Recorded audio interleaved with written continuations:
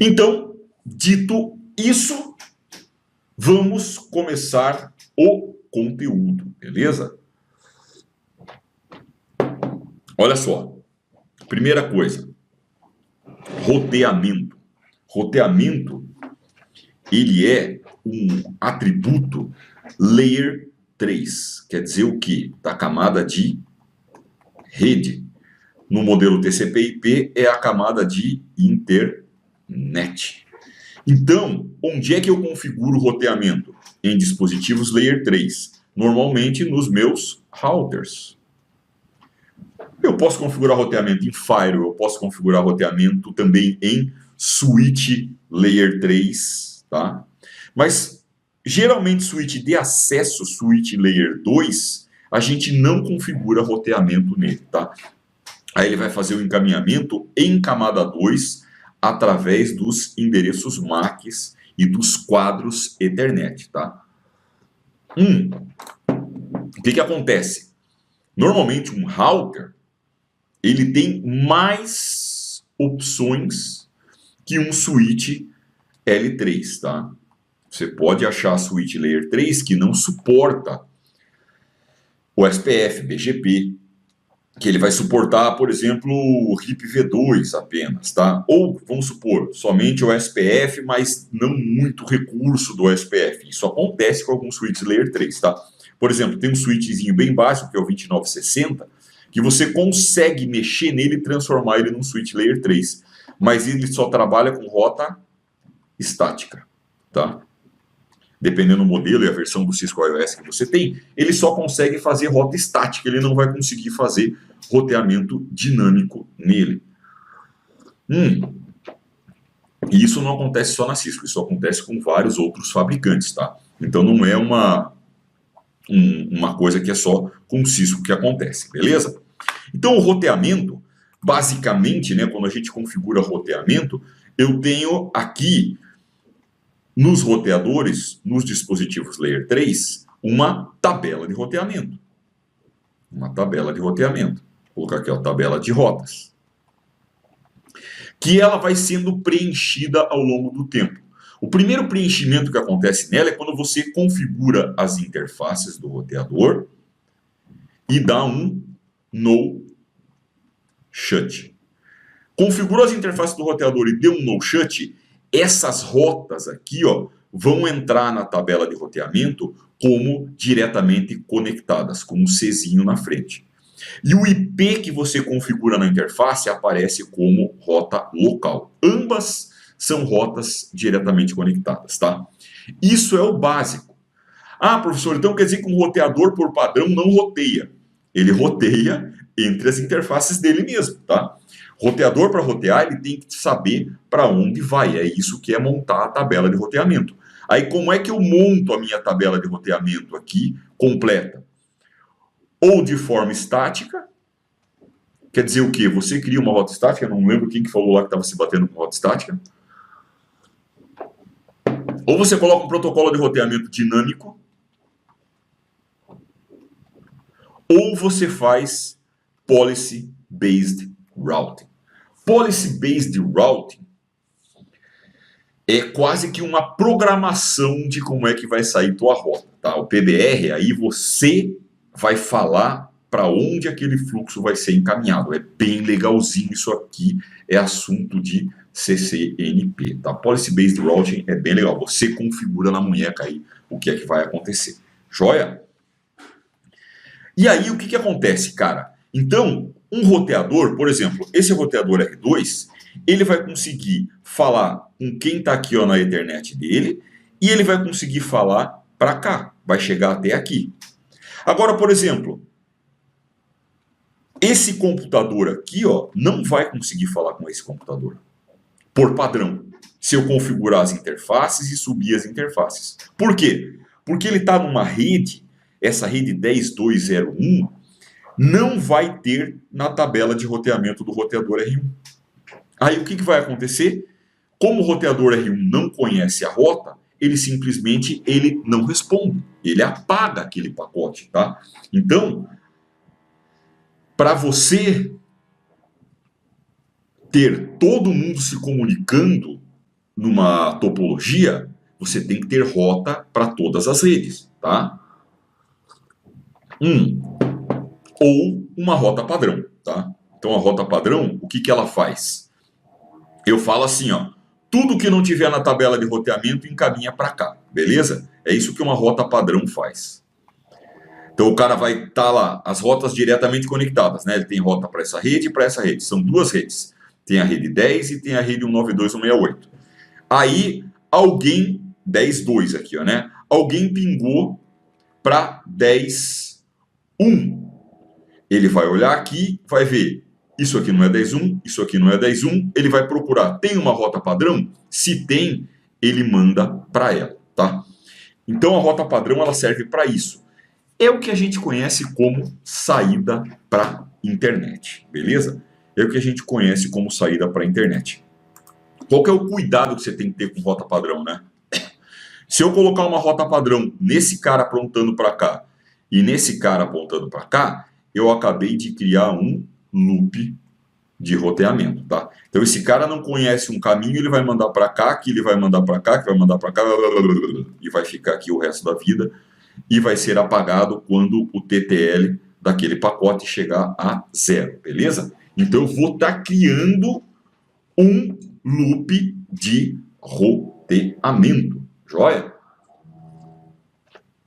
Então, cuidado com rota padrão, você tem que tomar esse cuidado.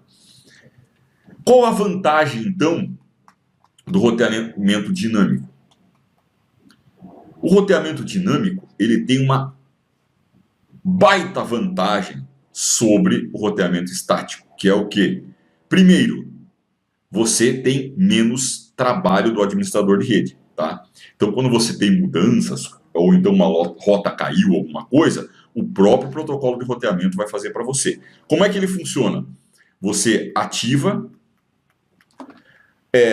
faz um ajuste fino, né, para questões de segurança, sobre o que ele vai fazer e tal, e o próprio protocolo de roteamento vai começar a trocar informação entre os roteadores sozinho para fazer a descoberta das rotas e preencher a tabela de roteamento. Vou colocar aqui a tabela de rotas sozinho. Ele vai fazer isso para você sozinho, tá? Como?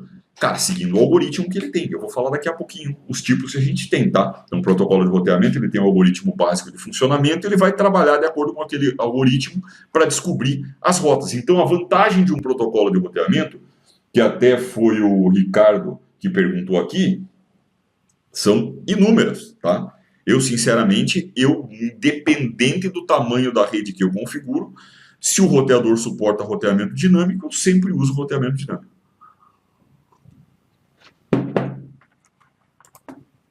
Então, quando a gente fala de roteamento IP, tá? No Cisco iOS, quais tipos de rotas ou de encaminhamento você pode ter aqui? As primeiras que eu já falei lá, né, são as locais e as diretamente conectadas. Ambas são consideradas diretamente conectadas, tá?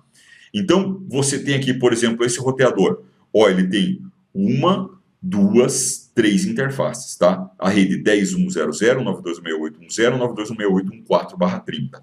E ele está aqui, ó, diretamente conectado a esses caras. Além disso, vai aparecer uma rota local, que não está mostrando aqui, que vai aparecer o 10.1.0.1/32. Vai aparecer o 192.168.1.5/32 e o 192.168.1.1/32, que são as rotas locais. Basicamente, a rota local é o IP da interface, tá? É o IP da interface, basicamente é isso, beleza? Quem que cria? Quando você configura a interface e dá um no shut. Aí você pode ter rotas estáticas, que elas são marcadas na tabela de roteamento com S, elas são feitas com o comando IP route, tá? O comando IP route tem alguns segredinhos, tem alguns detalhezinhos. Eu trato disso num curso sobre rotas estáticas que a gente tem aberto. focado em Cisco, lógico, né? Mas é aberto, não é para certificação, e também no conectividade IP, tá? Opa, conectividade IP. Esse curso aqui de conectividade IP, ele faz parte da trilha do CCNA 200-301, beleza? Rota padrão, como eu falei, a rota padrão, normalmente ela é uma rota estática, tá? Normalmente ela é uma rota estática. Você coloca o comando iproute 0000 e coloca aqui o parâmetro de saída, tá? A saída dela pode ser uma interface de saída ou um IP de próximo salto. Aí depende de cada característica de rede, vai ser uma coisa ou outra. Mas procure, para garantir, colocar o IP do próximo salto, tá? Essa rota quer dizer o quê? Qualquer rede com qualquer máscara sai por aqui. E ela é marcada na tabela de roteamento com um asterisco. Então a rota padrão quer dizer o quê? Não encontrou na tabela de roteamento, manda para ela. Se eu não tenho uma rota padrão, se o cara não encontrar a rota na tabela de roteamento, ele vai descartar, ele vai dropar, vai fazer um drop no pacote, tá? Ele vai jogar fora o pacote IP, beleza?